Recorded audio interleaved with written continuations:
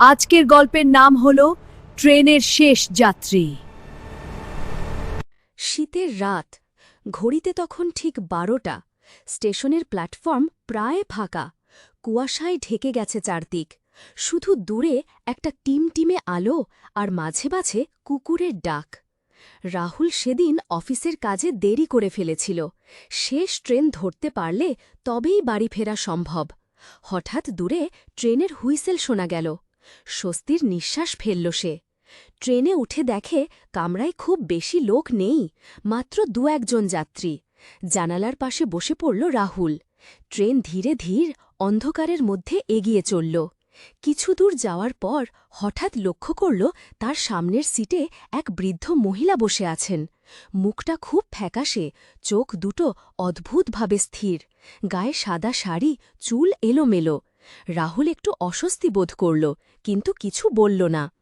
হঠাৎ ট্রেনের আলো এক মুহূর্তের জন্য নিভে গেল। আবার জ্বলে উঠতেই রাহুল চমকে উঠল। সামনের সিটটা ফাঁকা, বৃদ্ধ মহিলার কোনো চিহ্ন নেই। রাহুল ভাবল হয়তো অন্য কামরায় চলে গেছেন, কিন্তু অদ্ভুত লাগছিল, কারণ পুরো কামরায় তখন আর কেউ নেই। কিছুক্ষণ পর ট্রেন থামল এক নির্জন স্টেশনে। নাম ছিল শিবপুর হাল্ট। এই স্টেশনে সাধারণত কেউ নামে না, কিন্তু সেদিন হঠাৎ দরজার সামনে সেই বৃদ্ধ মহিলাকে দাঁড়িয়ে থাকতে দেখল রাহুল। ভয়ে তার গলা শুকিয়ে গেল। মহিলা ধীরে ধীরে বললেন, বাবা, একটু সাহায্য করবি? রাহুল সাহস সঞ্চয় করে জিজ্ঞেস করল, কি সাহায্য? মহিলা ফিসফিস করে বললেন, আমার বাড়ি যেতে হবে, অনেক দিন হয়ে গেল। রাহুল দেখল স্টেশনের চারপাশে গভীর অন্ধকার আর জঙ্গল, তবু মানবিকতার টানে সে নামল। মহিলা এগিয়ে চললেন পুরনো কাঁচা পথে। হাঁটতে হাঁটতে তারা পৌঁছল এক ভাঙা বাড়ির সামনে। দরজায় তালা, চারদিকে জঙ্গল। মহিলা বললেন, এই আমার বাড়ি।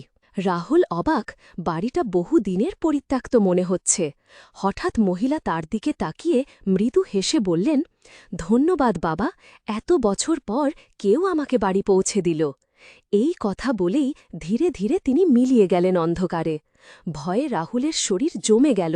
সে দৌড়ে স্টেশনে ফিরে আসে। পরদিন স্থানীয় লোকেদের কাছে সে ঘটনা বললে সবাই চমকে ওঠে।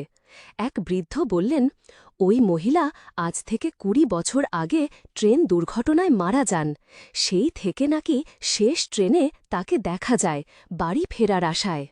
সেদিনের পর থেকে রাহুল আর কোনো দিন শেষ ট্রেনে ওঠেনি। গল্পটি ভালো লাগলে চ্যানেলটি সাবস্ক্রাইব করুন।